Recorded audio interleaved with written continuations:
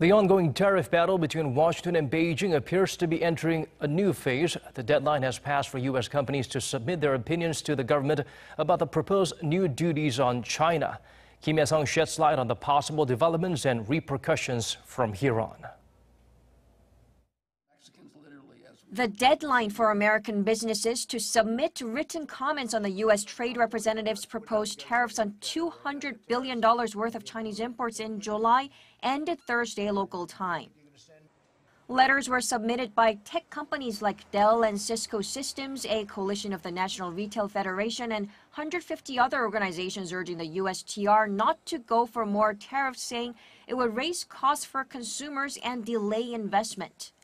Now, President Trump is expected to make the next move, be it imposing 10 to 25% tariffs on $200 billion of Chinese goods in different phases or all at once.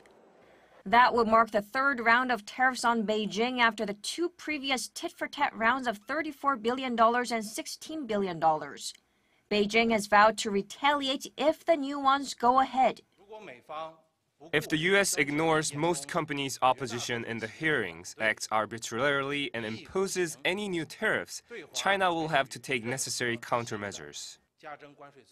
Previous talks between Washington and Beijing did not result in an agreement, and it seems the trade war is likely to escalate further, at least until the November midterm elections. The U.S. and China account for more than a third of Korea's total exports, so this trade spat is a major downside risk to the Korean economy, which already saw its exports slow down from the first quarter's 4.4% to 0.4% in the second quarter. Korea mainly ships intermediary goods to China, which would be affected by the tariffs when finished goods are exported to the US. Also, if the Chinese economy slows down further, it could hurt demand for Korean exports in the country.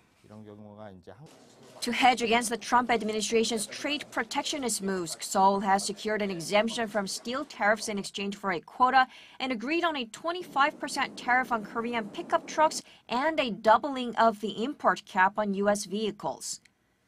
But with the ongoing U.S.-China trade spat, trade renegotiations among the U.S., Mexico, and Canada, experts say the Korean government and companies should monitor the changing trade front and continue their outreach efforts to negotiate with their U.S. counterparts to secure Korea's footing.